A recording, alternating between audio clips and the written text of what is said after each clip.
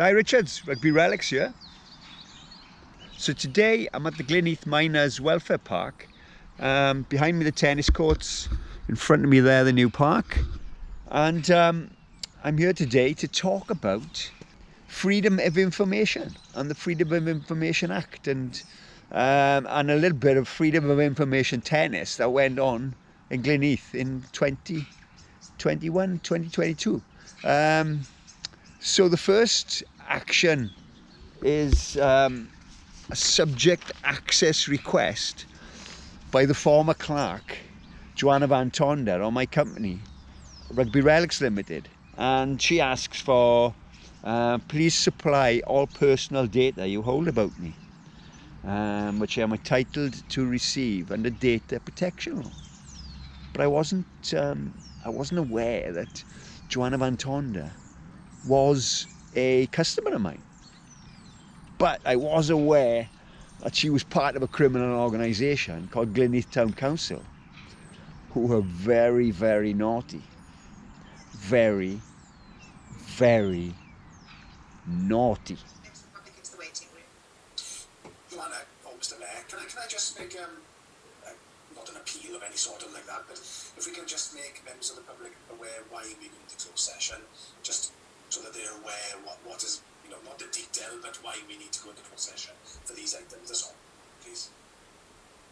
We're going into closed session for item number 8. It's a particular policy which is has been deemed of a confidential nature by the state, so it's not a policy that we can publish.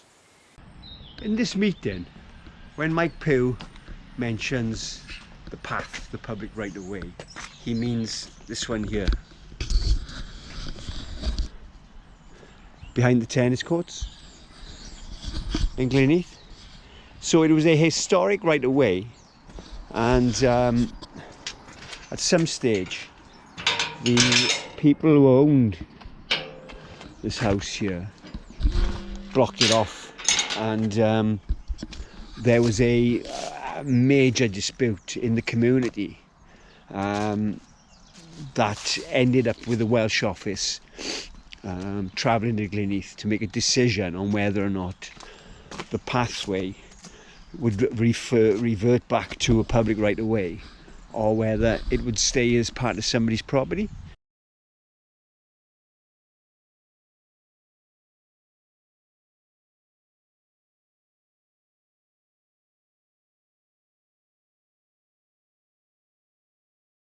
As well as anything else. Okay. The last item is item 12, which is consideration of Glynneath Town Council releasing costs associated with freedom of information requests for this administration. Mike, this is one that you wanted to put on the agenda. Are you happy to talk us through that? Basically, it went on a bit from there. Basically, about quite a few residents querying costs for a number of things. One of them, the FOI requests. Another thing, the cost of employing staff, predominantly clerks. And the third was the cost of the public right of way at the rear of the tennis courts. We're often accused of not being transparent and not being open. Personally, I would like the costs of the public right of way released, including the full cost. That's the cost to fit it, the administration costs and everything else. I'm aware it's not a town council cost. However, it does impact residents and their tax money as paid for it.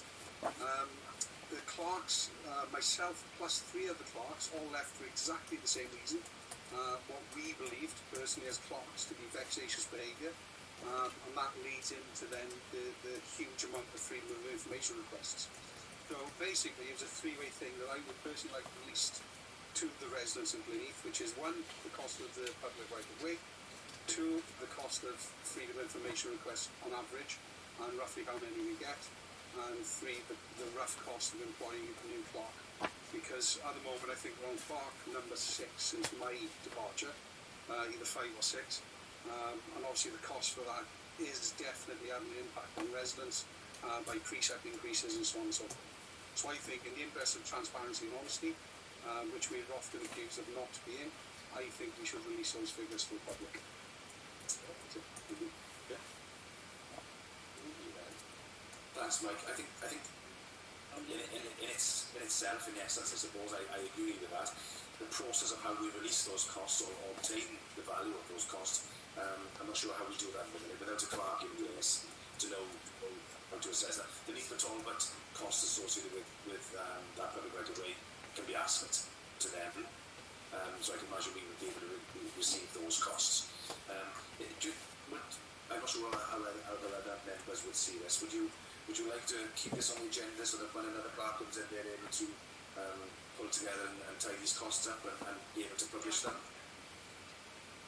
Is that something? Yeah, So we have Jerry, Janet, and then Caroline, please. Yeah, I mean, I go along. I've got every sympathy with what Mike is saying, and I agree to most of it. My concerns would be that we'd have to be 100% watertight on the procedure and the process that we were going to adopt for asking for the county council information, which I think would be pretty straightforward.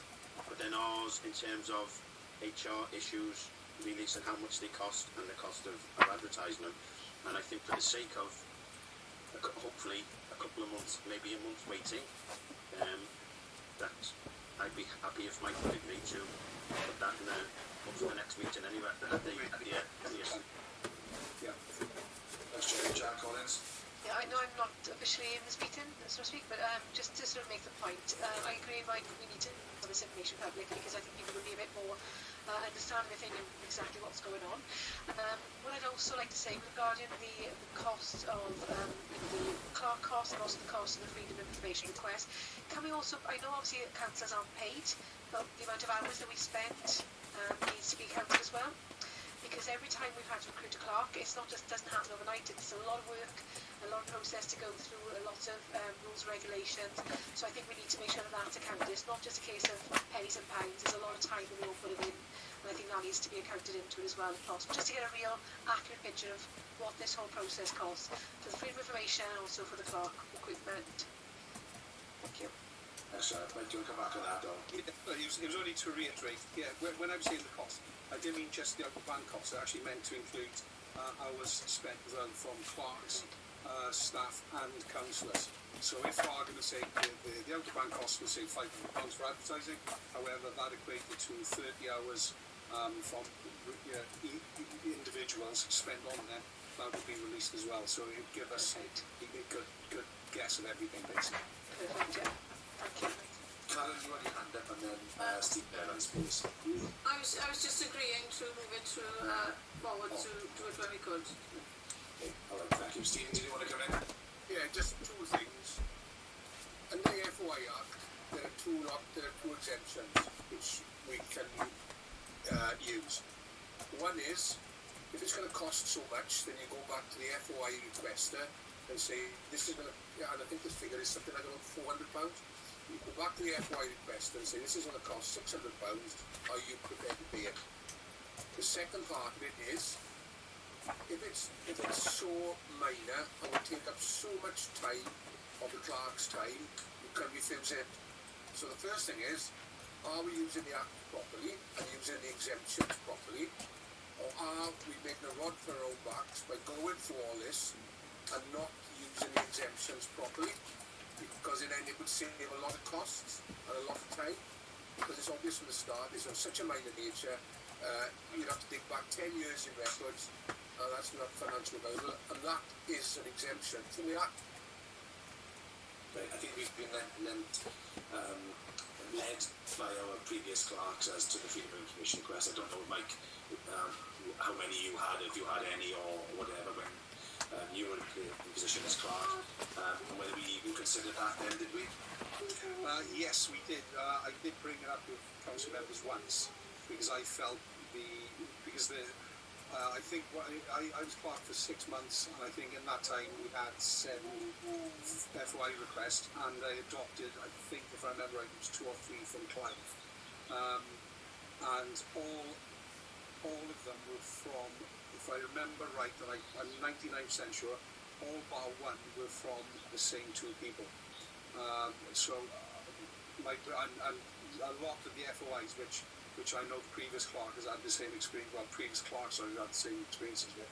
A lot of the FOIs mirrored each other. So you get two in on the same day from two different people, exactly the same writing, just different signature block on the bottom, but exactly the same information.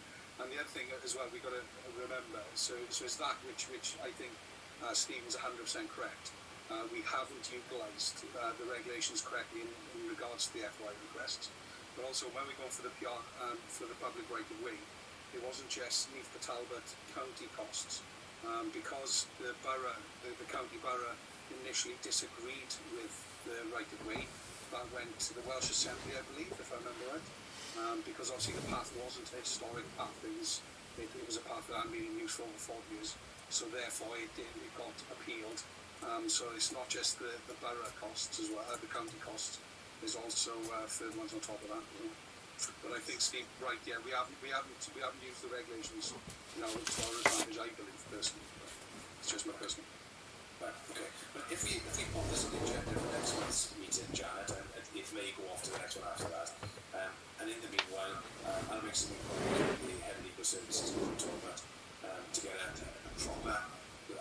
Not that I'm saying that they should be helping us, but as a link, they can help us.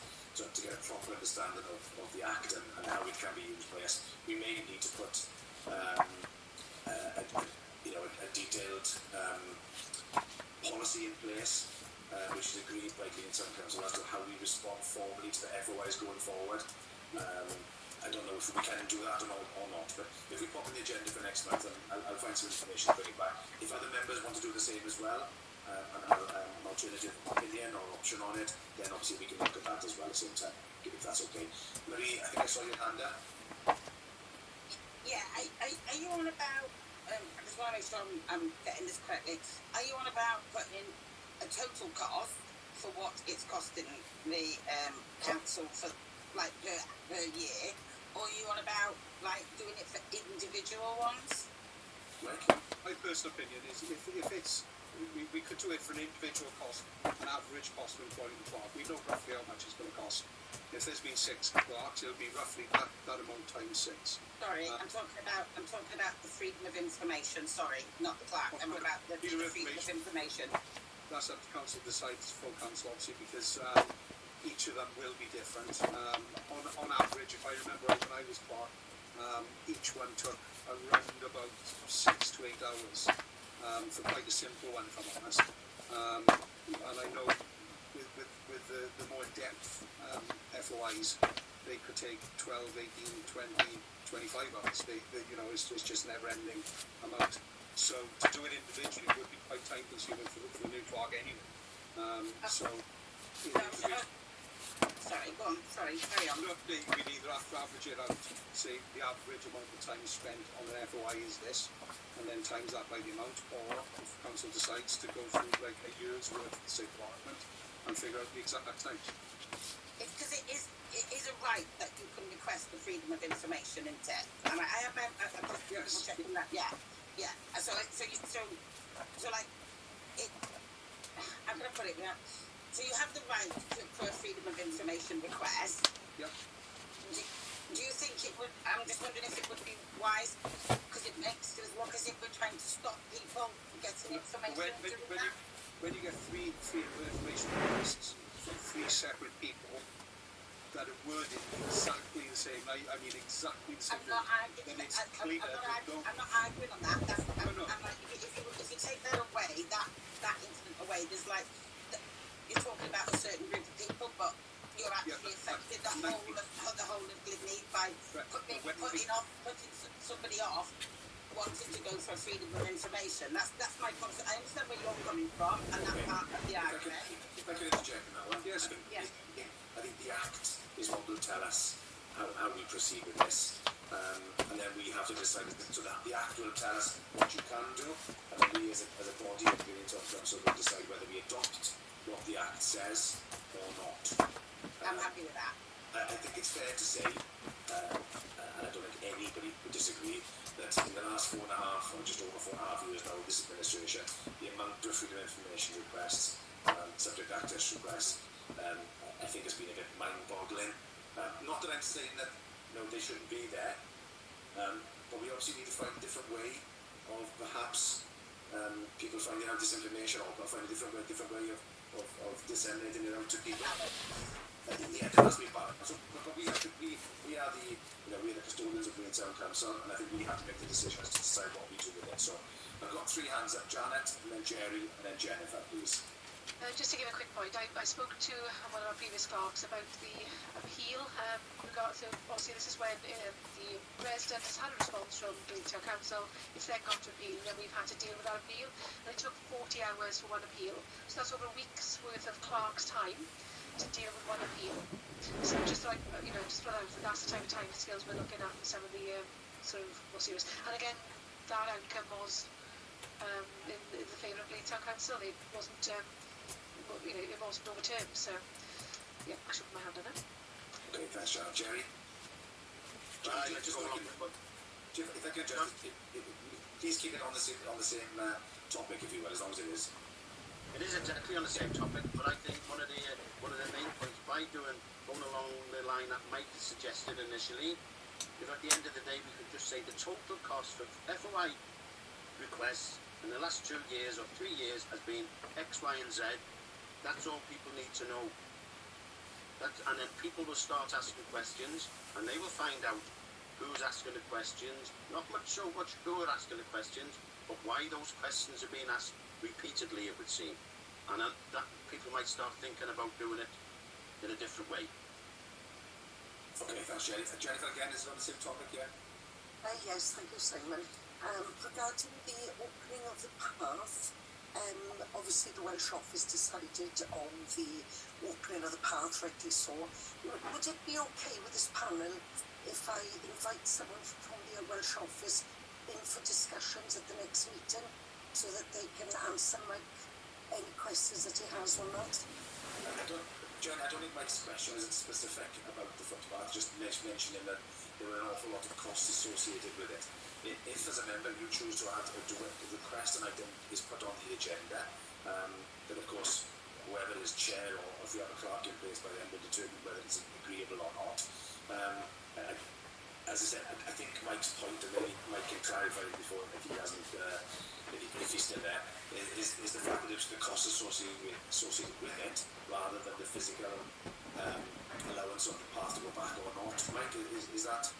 That's correct, yes. The costs, I've had a lot of residents querying costs and whether that money was well spent, basically. So that's where the question came. Okay. Jen, is that okay? Well, yes. Could I just say, as a representative, Mike was bringing that information to the meeting. In regard to the Borough Council, I would suggest that any resident who wants to know what the cost of that was, they put in a request themselves for the FOI to Glynneath Borough Council and or indeed to the Welsh office. Yeah. Thank you. Okay, thanks. And Jen, nothing else to come back to you, and still there? No, yes, certainly. I just think that, firstly, Mike stated that the path